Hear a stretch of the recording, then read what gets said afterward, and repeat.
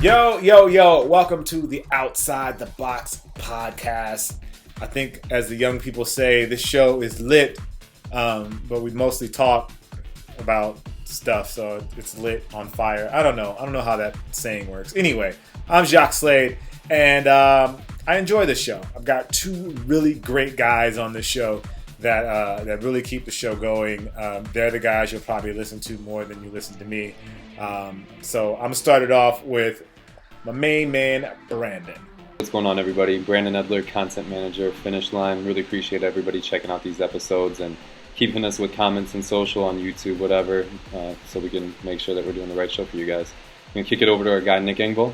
Hey, what's up, guys? Nick Engvall. Definitely appreciate you guys tuning in and listening. And any feedback, definitely hit us up. Twitter, Instagram, YouTube comments. We'll check it all out and hopefully, keep this entertaining for you. Yeah, I'm gonna just go ahead and say it. That intro I did was really awkward, but we'll keep it just for sake because we don't want to start over. So let's talk basketball. I feel like the sneaker world for basketball is insane right now. There's so much good product, and there's product that's like $100, and there's product that's $200. It's just like an insane amount of good quality sneakers right now. And I feel like all the brands are really kind of like pumping on all cylinders when it comes to basketball. Now, both of you guys have obviously retail experience. I'm more of a media guy. And I know you can't really disclose any like direct information, but is basketball doing as well as it seems to be doing from what I see? It just depends what shoe it is. I mean, overall, I feel like actually basketball's kind of been slipping a little bit just because there's so many colorways of so many different sneakers. You're seeing stuff sit on shelves a lot longer. Overall, though, I feel like it's doing fairly strong, especially the entry model, signature line stuff, like the Kyrie coming in at the price that it did, the Curry being very affordable. I think those are shoes that if you see brands continue to go in that trend, they're going to do really well. But the stuff that's higher, the $160, $180, $200 ballpark, yeah, those have been struggling a little bit more. And, you go into Kicksteals and other affiliate sites like that, and you see that those shoes get marked down for about $150 after a few months. And, very few of them are selling out the way that they did a couple of years ago. So it's kind of a yes and no. Overall, basketball's still doing very, very strong. But, yeah, there's a lot of shoes that aren't pushing units the way they did a couple of years ago. Yeah, I would definitely agree with that. I think that there's just so much out there right now that and you've got to look at all the pieces to that puzzle where Nike ID even takes a little bit of that away because so many people are like, well, I can get a Kyrie and I'm only going to buy so many shoes a year, so I may as well buy a color that I want and make my own. So it's definitely an interesting time. And I think that, overall, I think, it's still the absolute biggest part of the footwear business. Running shoes are important, but I think basketball still drives, the business for the Foot Lockers, the Finish Lines, Foot Actions, Eastbays, all these companies. I definitely agree, Nick, exactly. I think you're head on. Basketball is king. When you look at like the quarterly earning reports from the brands or retailers, basketball is always a big piece of how well everybody's doing. If you take a look at, the gap between Adidas and Nike, Adidas is doing just fine in a lot of lifestyle stuff. Soccer, they're very strong, but basketball is where they really, really need to catch up if they want to be competitive with them. And that's a piece where Under Armour is actually what they've done with the Curry and a little bit of the other stuff that they have on their basketball line. They've been able to close a little bit of the gap. I mean, when we're talking about Nike, closing the gap is pretty big number, but still, at least they're making it more competitive than it was 5 years ago. But yeah, basketball is definitely king. Yeah, absolutely. So does a brand need to have all right, let's talk about this in two categories. Let's talk about the 100 to 150 and then the 150 and up sneakers. Let's start with the 150 and up. Now that market seems to be dominated at this point basically by Nike. Everything that's over $150 for the most part are all Nike shoes with the exception of I think the D Rose 6 is going to be 150 or maybe it's 140. But maybe it's 150. So those shoes are suffering because kids aren't buying those like they used to. So that means KD, LeBron, Kobe, and Derrick Rose for the most part are the ones that aren't selling. They're not selling through as other words like guys like Kyrie guys like Steph Curry, guys like John Wall. But then I also think like there's Chris Paul in that area. There's Melo, though I don't think we haven't really heard anything about Melo's sneakers really in the news lately. Um, but for the 150 to the $200 area, are those shoes that much better than the shoes that are 110, 120, 125 for the Curry? Personally, I don't think so. I think you're paying for that that trend or that player's you know um, I don't know, cool factor. But I think there's a lot of personal preference involved in all of that. Like if you're a fan of LeBron, you buy LeBrons. If you're a fan of D Rose, you buy D Roses. And like I think the D Rose shoes, at one point jumped into the 160 range, and then they brought it back down because I don't think that the although Adidas is really popular right now, it just doesn't make sense for them to try to play in that world unless they're playing on the lifestyle side with Kanye.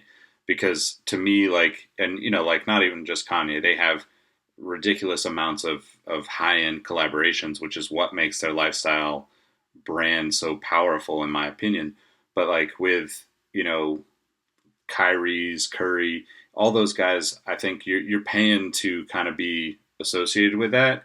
And if I'm Under Armour, I know that I'm not going to go try to compete in the basketball segment against LeBron's price point because LeBron is 13 years established as the man when it comes to basketball shoes now. Like Kobe was in there for half of that, but there's no question that LeBron is the pinnacle player and the pinnacle shoe when it comes to basketball shoes, in my opinion. And, like you can look at guys like a Kyrie and see, okay, well, he's not quite LeBron status, and he doesn't have the massive influence, the massive following, the massive endorsements because they're not quite to that level. And, with a guy like Curry, he's maybe the more attainable, more relatable, normal guy because he's not, 6'8" and 250 pounds. He's like 6 foot maybe if you're giving him some extra credit, and he's just really just a skinny kid that plays basketball. So I think those things play into it. I do think that it's kind of interesting that you have guys like James Harden, John Wall, although John Wall has his own shoe, and I think Harden with this transition to Adidas will eventually have his own shoe as well. But those guys, in my opinion, have a lot more influence than a lot of brands and a lot of retailers give credit to, because their price point of their shoe is at that $100, $120 mark, and it's still like a hard thing for that 18, 19-year-old kid or his parents to say, cool, we're going to drop $200 for LeBron, or 250 or whatever that is. But that's just my opinion. Yeah, Nick, I think you're definitely spot on with a lot of that. A lot of it's who their favorite player is. I know when I was in junior high and high school, I had to have the latest Penny, I had to have the latest Iverson. It just depended, it didn't matter what the price point was. I just had to have that. Thankfully, back then it was a lot better than it is now. A lot of these kids, if LeBron's their favorite player, they're going to ante up and they're going to pay that extra money to get it. Is the shoe better? Yeah, it is. I mean, you look at the technology on a lot of these shoes that are $180, $200, and it is better. I mean, it's like, going from a Volkswagen to an Audi. You're paying for that difference between a Kyrie and a LeBron. Does the average basketball player need it, especially at the high school, collegiate type level? Probably not. I mean, if Wilt Chamberlain can drop 100 buckets in Chuck Taylor's, then I think, the average 14-year-old can do just fine in a $90 performance shoe. So, it's just the cool factor. It's who their favorite player is, but at the end of the day, that's the reason a lot of these $110, $125 shoes are doing a lot better, is because it's performance-wise, it's perfectly fine. It's going to hold up just the way that it should, and a lot of these players that are attached to that shoe are premium players just as well. Yeah, it's weird to me that like those guys that are in the 110, 120, 125, like those guys are really great players. It's not like they're like nobodies. Like John Wall's a beast. Curry's obviously a beast. And like Kyrie is a beast. Like there's no way to Like these guys are, pretty much unstoppable in the court. They go in nearly, every single game, but their price point is so. I'm happy you guys said that. It's so attainable to a kid that's watching basketball or that loves basketball and is like, hey, I can actually get Kyrie shoes. I can be a part. I can be a part of that story or part of that history. Same thing with Curry. Like Curry's story is such an underdog story, and I hope that Under Armour takes note of the presence that he has and doesn't start jacking up the price of his shoes year after year. I mean, I understand going up maybe $5, something like that, but there are some shoes like I think we all know the story of it. We all felt like KD was going to stay around that. I think his first one was $85. Is that right? Yeah, I think so. Yeah, it was under 100. I can't remember exactly. And wasn't he really adamant about keeping it under like that $120 price point? Yeah, and it started at 85, and now he's $100 above that price point right now for his shoes, and not to take anything away from KD's star, but like $100 in a matter $100 price jump in a matter of what we're on the KD 8. Yeah, we're on the 8, right? Yeah, 8 in a matter of 8 years, $100 price jump. Like that's a big jump for um, in 8 years. So I don't know. I wish there. Well, I think there's a few things. I think there's a few things that factor into that too that a lot of times consumers don't really think about. Like you've got to figure that like Kobe is kind of about done. I don't know that he can carry a signature model after he's done. Like he's obviously an incredible player and has had some really great shoes both with Nike and Adidas. But I think if you're looking at it from a business perspective, Nike has to make up for that gap that hey, Kobe's going to start to fall off. So the shoes we see it like you can get a lot of the Kobe shoes in the outlets on a regular basis now, and like KD kind of fills in that gap so to speak as talking profit, so talking about like the money side of it I guess. But I think it's also interesting too, like not to run off on another subject, but I think it's interesting that like back in, like you look at like back in the late '90s, you had a lot of brands that were at that middle of the road price point. Obviously, everything was a little less expensive back then, but like if you think of like a shoe like the And One, Tai Chi, or maybe the Starbury, which Starburys might be coming back now, and honestly, like I don't know that like there's a lot of profit on the other side of things, and we know that as consumers, but we don't really understand how much profit. Like you're buying something at the outlet for what you think is 50% off, or on one of the discount sales from the retailers. There's still a ton of profit in that shoe for both the retailer and the manufacturer. So to think of that and kind of put that in perspective, like you're paying for all the marketing, you're paying for all those commercials because you want that storyline, you want that cool factor, and you want to feel like part of LeBron's story almost, or part of Kyrie's story. And so that definitely plays into it, like especially with Nike, because a lot of their technologies have been things that they've worked on for years and to get to this point, where with like maybe an Under Armour, I think the technologies might not be as prominent or as developed, but they definitely, still have to spend the money to figure out how it works and where it works and how they can use it. Agreed. Agreed. Now, speaking of these professional athletes, for us, it was a big deal for players to wear their shoes on the court. Brandon, toss this to you, Brandon. Do you feel like that's still necessary for guys to have the shoes on the court? Yeah, I do. I mean, we saw how big of a deal it was with the LeBron 11 that he wasn't wearing it and what that meant. There was endless articles on it. And, I don't know if that's a particular reason, but that shoe didn't sell as well as some of his previous models did. So it's tough to know if that's the exact reason. But yeah, I think the average kid, whether he's, just coming up in 5th, 6th grade basketball, junior high or what, they like having that connection. Like Nick said, they want to be a part of that story. They want to be like, I rock the same shoes that, LeBron dropped 60 in, or whatever that looks like. Like I remember even a couple of years ago, I would have probably been 26 or so. I bought the LeBron 7 PSs because I thought they were going to be the first shoes he won his title in. The one that kind of looked like the Concord 11s where they stripped a lot of the fat out of it.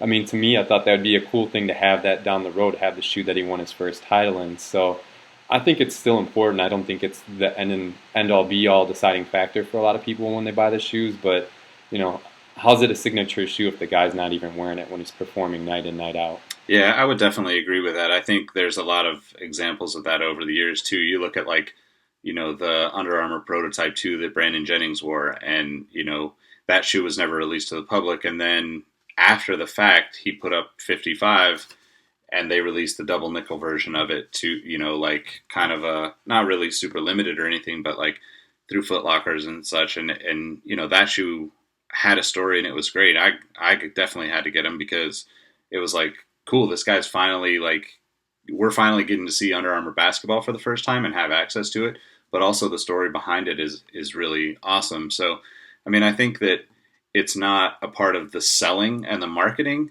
of the shoe anymore, but I still think as a kind of as a sneaker enthusiast, collector, whatever you want to call it, that's still definitely, important. Like, my friend Chad, Sneaker Galactus on Instagram, he's an insane collector. He has a ridiculous amount of shoes, but he collects them and he knows the stories of every shoe. It's like this guy did this and that, and that's what to me is like the root of all of our passion for footwear and sneakers is you take it back to like Jordan flying from the free throw line in the Jordan 3, or winning the dunk contest in the 2s, or the Boston game in the 1s.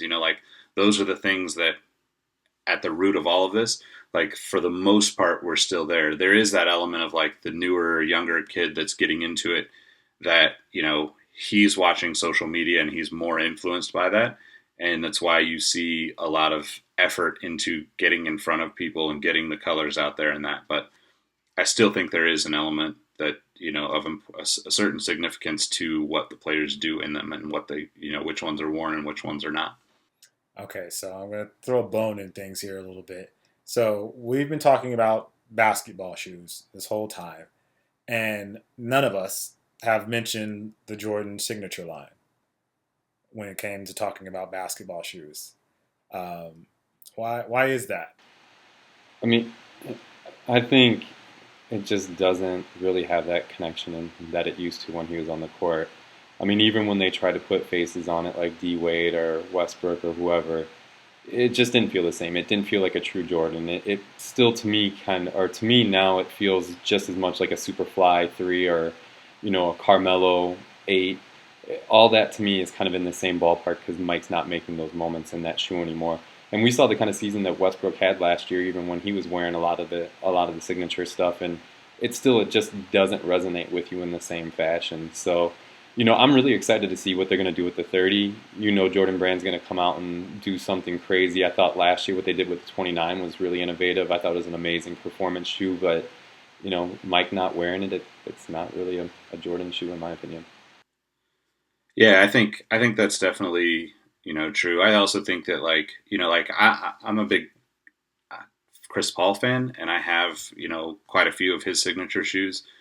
But I also think that Westbrook is not like the pinnacle guy that Jordan was or is, and the price point of the Jordan signature model has been pretty high.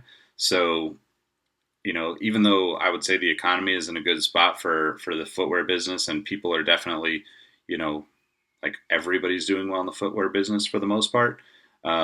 It's definitely something that price point and the fact that you don't have like the best player in the game attached to it is tough. It's tough to think of that, because personally I'd rather spend 140, 150 on a Curry shoe, because at least I see him and it's like, cool, this is going to be something that's going to be important down the road, hopefully, maybe, and I'll want to have that story, whether it's for, writing down something about it down the road or passing it along to the next generation.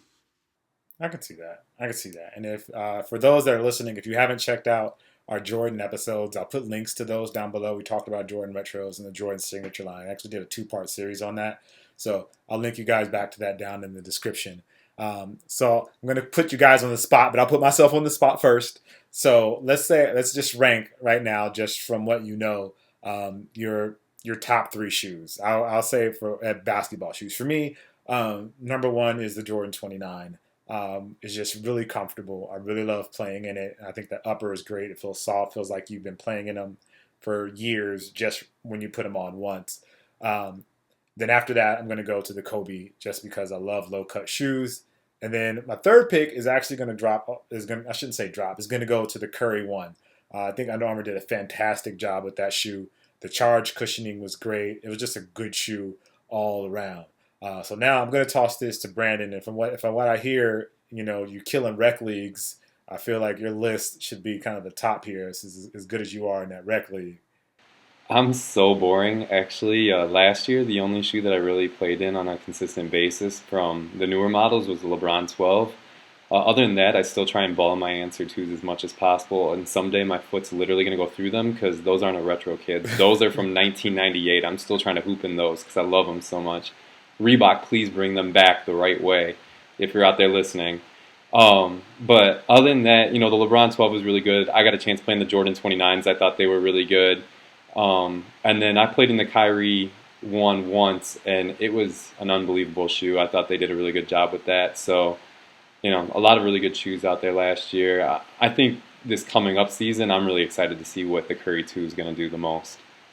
Yeah, for me, I definitely think, I'm looking forward to the Curry 2. I'm kind of looking forward, I'm always looking forward to the D Rose shoes just because I'm a big fan of his, and I think that it's a really underrated line overall. I think as far as playing, I really love the 28 SE, man. That shoe is it's almost unfair how much I like that shoe compared to anything else. But I also do like the Curry 1 quite a bit. And really, I don't know what next would be. That's tough. Probably the Hyper Rev. It's not like a signature model, but I think it's super underrated. It's just a simple, low cut, I'm not a Kobe fan, so I don't really go towards Kobe's very often. So the Hyper Rev is kind of like that.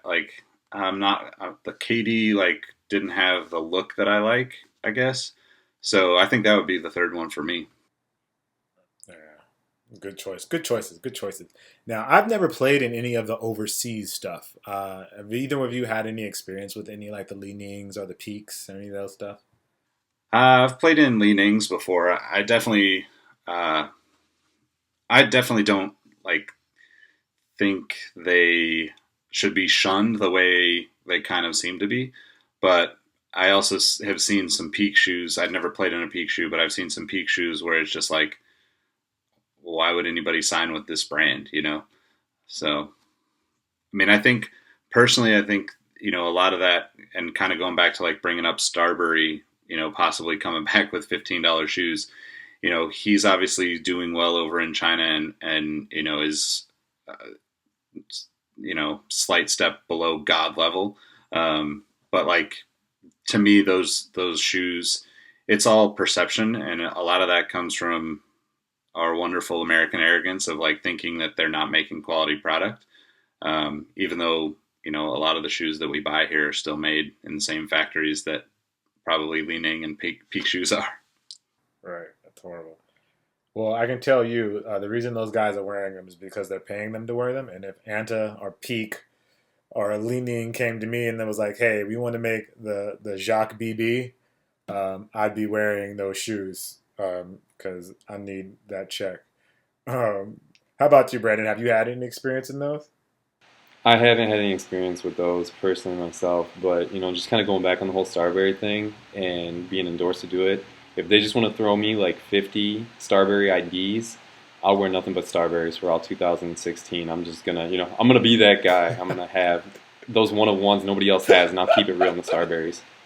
I already got colorways in my mind too. I got the No Vaselines. Those are gonna be the first joints on. I'm going to take it back to Minnesota winters. Those will be good. I'm going to do Coney Island joints. There's going to be some hot stuff. sometimes I got to get out of the basketball shoes, so I might throw some lugs on just to keep it 100 for the whole season. But the no Vaselines are going to do real well. I think that'd probably be a pretty good marketing ploy for them. Like to get people paying attention. That is hysterical. Oh man! And with that, you guys, go ahead. Before we jump out, I was going to say, like, I think we should also acknowledge Brand Black has kind of made a pretty big play. Their price point is in that, like, they're not competing with the LeBron level. They're in that, I think, 120, 140 range. And really, like, everything I don't have a pair, but everything I've seen, all the reviews, all the, like Nightwing, Foamer, those guys, it seems like all enjoy that shoe.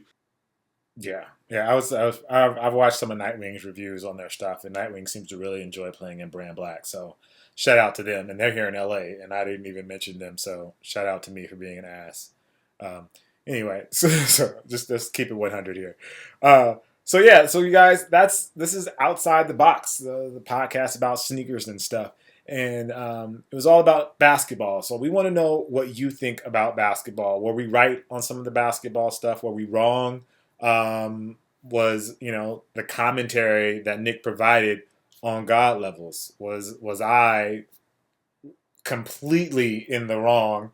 And was Brandon right as always? So let us know. Use the hashtag Outside the Box. I am Jacques Slade. You can find me, basically everywhere: Instagram, Twitter, Snapchat, YouTube, all that stuff. It's all under Kustoo, which is Kustoo. Don't ask why it's spelled that way.